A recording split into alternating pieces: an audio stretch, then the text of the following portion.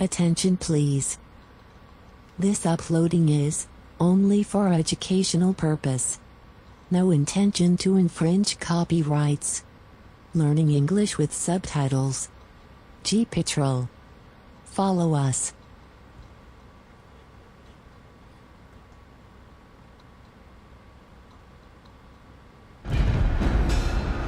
Silverfont reads, RHI Entertainment presents an Alpine Median production in association with Larry Levinson Productions, Meteor. Scene changes to debris moving through space towards Earth. An explosion. Debris falls to the ground and flames burn. Pedestrians run on streets. Scene changes to an aerial view of meteors colliding with a sunlit city. High-rise buildings are struck and thick black smoke billows up into the sky. Another flaming meteor hurtles out of the sky. A jammed street is filled with cars, burst water mains spraying water over them. Scene changes to the Eiffel Tower. On the streets, rubble falls off a car and a roaring fire burns bright. In Moscow, the turreted domed-roofed cathedral stands smoking, its facade damaged. Pedestrians run as another explosion occurs. Scene changes to a large rocky mass flying through space towards Earth. As debris enters the Earth's atmosphere, the rocks are engulfed by flame. Scene changes to a plume of smoke and dust rising up from between two pyramids. Scene changes to riot police running at a swarming mass of people. An aerial view shows fires and devastation to a cityscape. Scene changes to people falling over one another in a street, followed by flames, police in helmets, and a large fireball shooting skywards. The Associated Press is reporting there have been 2 hits in Siberia, one off the coast of Iceland and one as far south as the Sinai Desert. Footage of a giant crater followed by the smoking facade of a white building. A woman stands in a white coat by a huge pile of rubble. She wipes her forehead with the back of her hand, then looks down to it before licking her wrist. She licks her hand repeatedly and wipes her forehead again.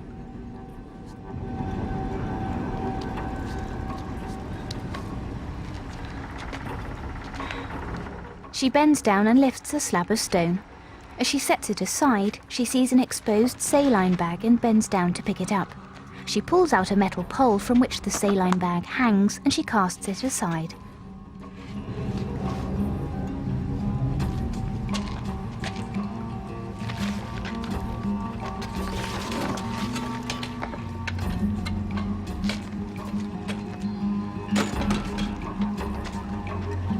She crouches down and looks at the saline bag, turning it over in her hand.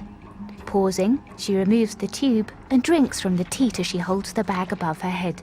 She winces, removing the bag from her mouth, and sits down heavily on the ground.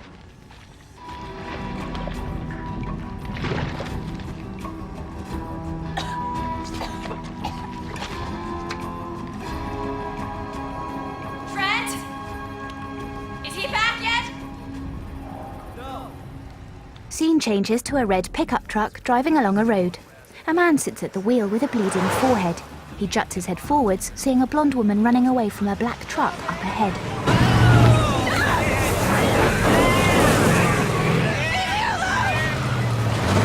The man cranes his neck as he drives past, watching the black truck circle the blonde woman.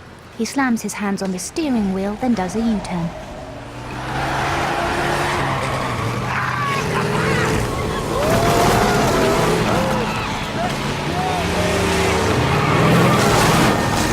A man jumps out of the black truck and tackles the woman to the dusty ground. He straddles her as she struggles. Another man gets out smiling. Oh yeah, baby! The man looks up as the red pickup truck drives towards them. He drags the woman up by the throat and pulls out a knife. LAPD! On the ground, now! Now! Drop the weapon. What's it to you? The world's gonna end! The other man pulls a gun on the officer. Both men drop to the ground. Please don't shoot me, please. It's all right. It's all right. It's all right. I am a cop. I am a cop. He holds up a badge. Okay? Come on. Let's get you somewhere safe.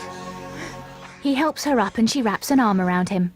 Scene changes to a man and the fireman walking along a corridor filled with pipes. They carry torches and the man leans on the side.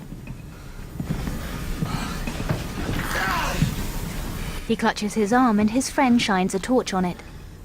For the record, steam pipes are hot. Hey, hold on. I just thought of something. Water. They've been without water for hours. Shouldn't we brought the water? Look, the most important thing is to find them and get them out of here. Yeah. Let's go. We gotta move. Scene changes to a brunette woman dragging a rifle and carrying a bag as she walks slowly. A car speeds up a road behind her and she raises the gun and bag to flag it down.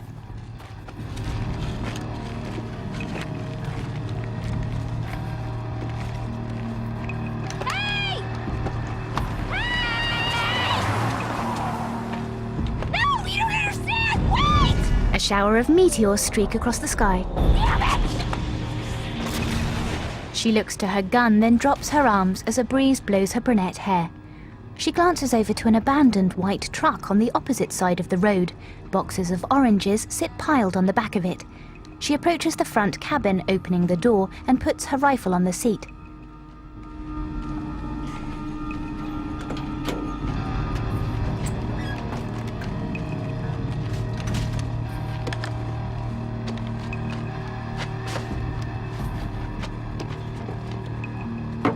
She climbs in and sees keys hanging in the ignition.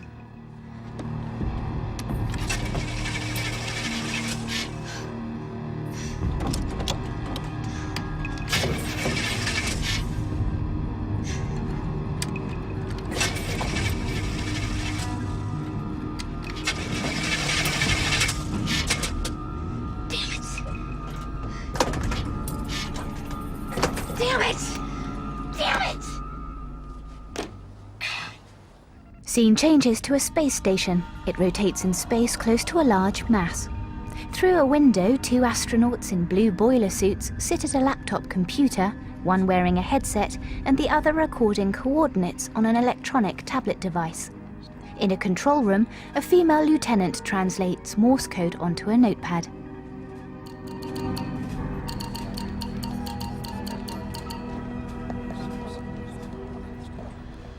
They're alive. They were on the other side of the globe through the worst of it. Can they track Cassandra? Yes, they say they've now got her on visual. She's that close? Yeah, they say their biggest problem will be staying out of her way. And our biggest problem is shooting her down. What good is knowing where she is if we used up all our missiles? We've got some left. Chatwin's girl said this asteroid is bigger. We're dead! Mr. Whitaker, you will either calm down or I will calm you down. The lieutenant stands to face the man. Well said, Lieutenant. And here's a thought. What? We're not the only ones with missiles.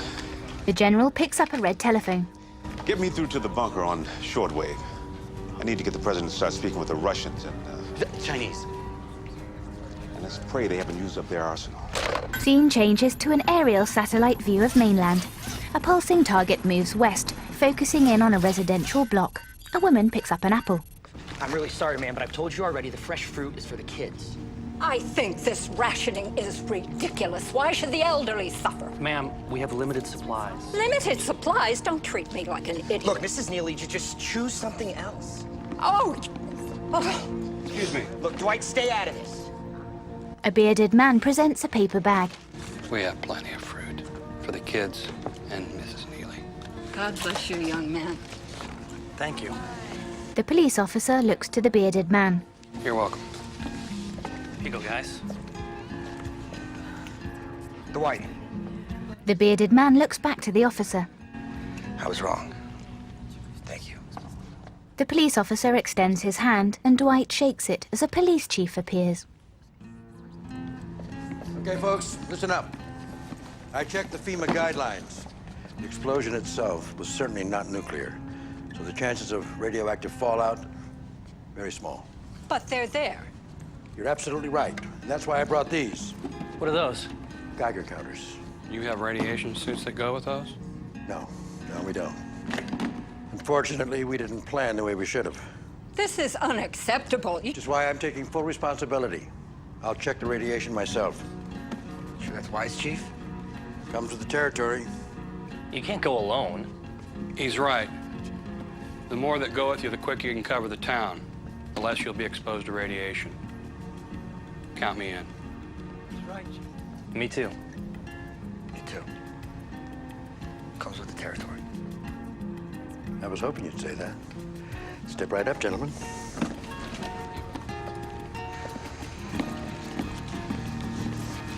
Come on, Lester.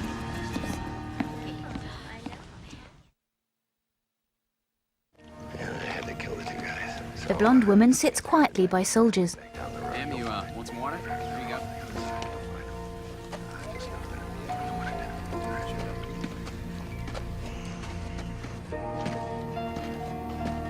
The police officer approaches the woman, bending down to look at her.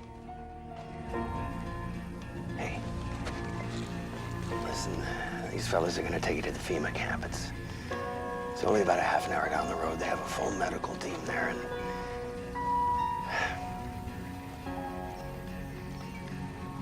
well, I'm sorry. I wish I could take you myself, but I just have to find my daughter. So.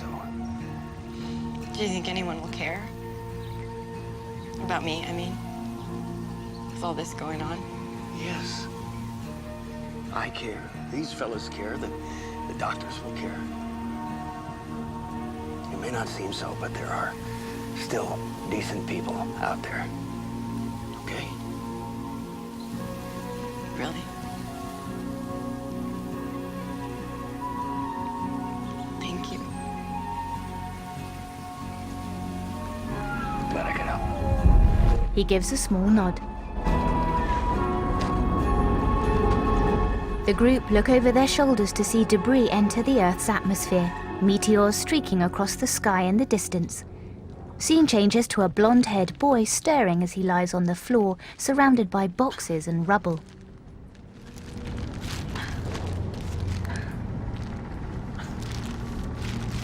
Wiping his face, the boy rolls over onto his right-hand side and sits up to see a dead man's unblinking eyes staring at him. Mom!